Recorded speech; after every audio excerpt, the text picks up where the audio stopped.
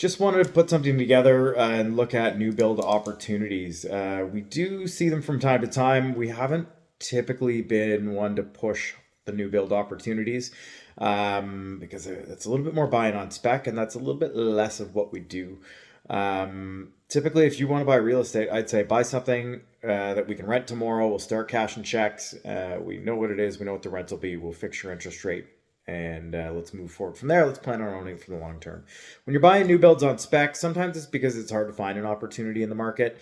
And you can walk into a builder, they'll give you a cooling off period instead of, throwing a blind offer in at 10 p.m. In competition with 16 other offers.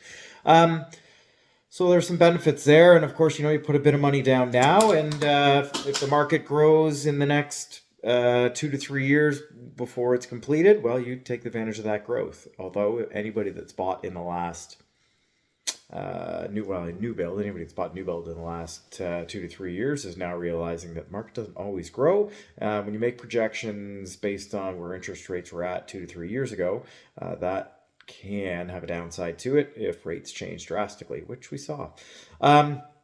So getting into that space, there's two things or two kind of types of opportunity that we're looking at right now. I mean, new build condos, but boy, there's a ton of that opportunity. We saw the Edgewater built downtown. There was the 1880 Gordon Street tri-car building just south of Clare, and the Alice block, I guess, factory conversion in the ward. All of those came online within about 12 months of each other, and it has created a bit of a glut of inventory, which has pushed prices down. And of course, some people realize, well, I'm not going to be able to sell to get my money back out, so here's what I'm going to do. I'm going to rent it.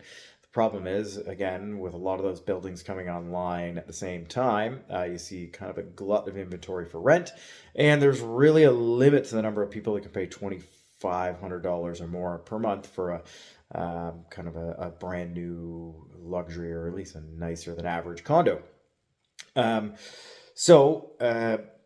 Anybody that we've got in that position, we said, sit tight. It's still good to own real estate, but this is probably, of all the times, this has been one of the tougher ones.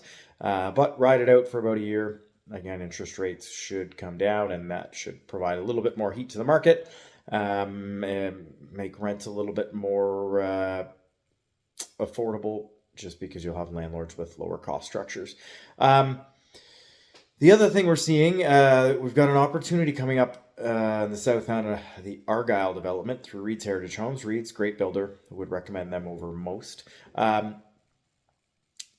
stacked townhomes. They're typically limited to about two bedrooms per. And there are a few other stacked townhome developments that are also going to be finished in the next couple of years, on top of some that we've already seen.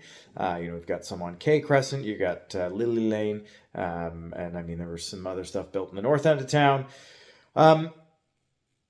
Essentially, that's a lot of what the new product's going to look like. And if you're buying now and expecting to do well in 2 to 3 years, there's going to be like 500 units coming online in the next 2 to 3 units that would be similar to what you're buying now. And so again, you may face a bit of a glut of inventory when you're trying to rent, trying to sell, unless you plan on hanging on to that thing for a while, which if you're buying real estate with us, you should plan on hanging on to it for a while. What we're not seeing a lot of is new build detached housing. Now, partly because prices are still pretty high for that type of product, so you're not seeing builders push a lot of it.